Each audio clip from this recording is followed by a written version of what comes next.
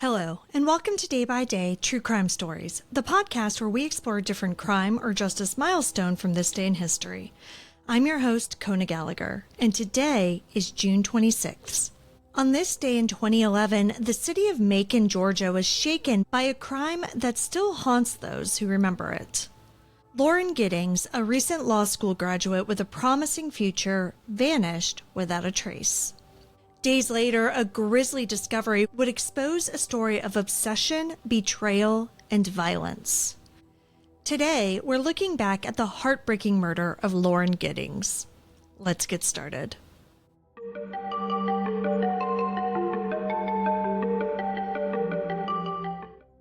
Lauren Giddings was one of those people that you just don't forget. Born in Tacoma Park, Maryland in 1984, she had this vibrant, compassionate energy that drew people to her. Smart, driven, and deeply committed to justice, Lauren was the kind of person who didn't just dream about changing the world. She was actually on her way to doing it. After graduating from Laurel High School, she attended Agnes Scott College in Georgia, majoring in political science. From there, she set her sights on a career in law. Friends and professors remembered her as passionate and incredibly hardworking. Lauren was somebody who cared deeply about people and fairness. She went on to study at Mercer University's Walter F. George School of Law in Macon. She just graduated in the summer of 2011 and was busy studying for the Georgia bar exam. Life was busy, but things were going well. She lived in Barrister's Hall, an apartment complex right across from the law school. She had her routines, her beloved little dog Butterbean, and her tight circle of friends. She stayed active in church, kept close contact with her family back in Maryland, and always had a kind word or a smile for anyone who needed it. But in the days leading up to her disappearance, something felt off. Lauren sent a few texts to friends saying she thought somebody had tried to get into her apartment. She even mentioned hearing noises outside of her door. At the time, it didn't seem urgent, but those casual remarks would soon take on a far more sinister meaning. Lauren had been planning on studying the weekend of June 25th, but she wasn't expected to drop completely off the radar. So when friends and family weren't able to get a hold of her, they began to worry. Her phone was going straight to voicemail, and she began to miss appointments. Her sister Caitlin reached out to friends in Macon who tried knocking on her apartment door. And what they ended up finding at Lauren's apartment was disturbing. Lauren's car was still parked outside, but Butterbean was alone in the apartment, unfed and clearly distressed. Her friends knew that Lauren would never leave her dog like that. Once they got in, they discovered her purse, phone, and keys all inside.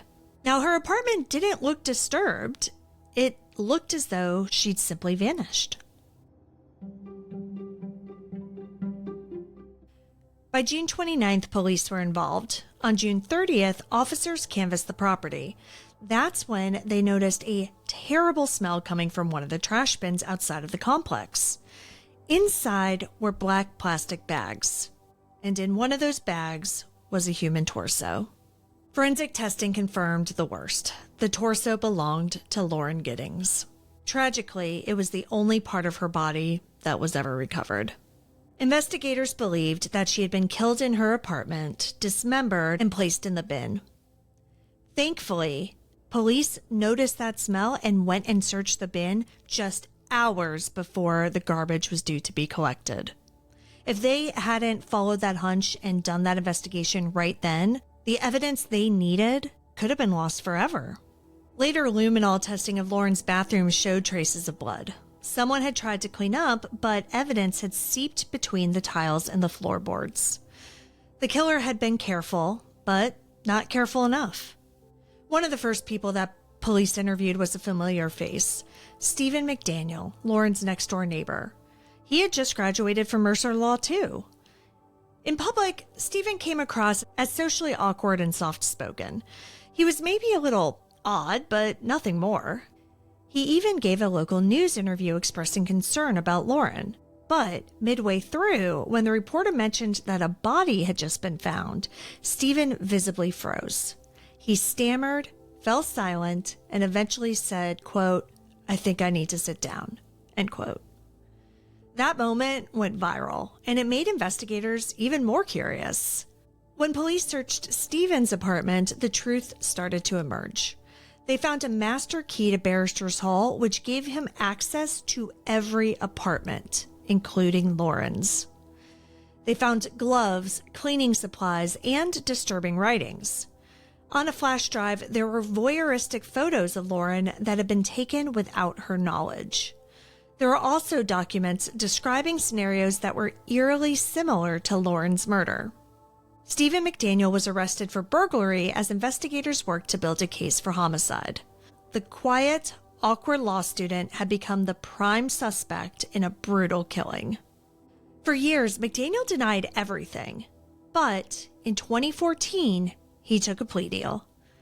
In a written confession, he admitted to using the master key to enter Lauren's apartment while she slept. He stood over her and then strangled her with his bare hands. He left her body in the bathroom for a day before returning to dismember it with a hacksaw. He then disposed of the parts in various dumpsters around Macon. In exchange for his confession, prosecutors dropped the death penalty. McDaniel received life in prison with the possibility of parole. He's first eligible in 2041. Lauren's family never got all the answers. Her mother, Karen, said, quote, "It's not justice, but it's accountability. And now we can remember Lauren for the beautiful, brilliant woman she was, not for what was done to her," end quote. Lauren Giddings was more than a crime statistic. She was a daughter, a sister, a friend, a dog mom, and a future lawyer with a fierce sense of right and wrong.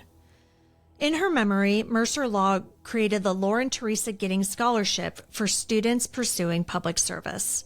Her parents became advocates for campus safety and crime victim support.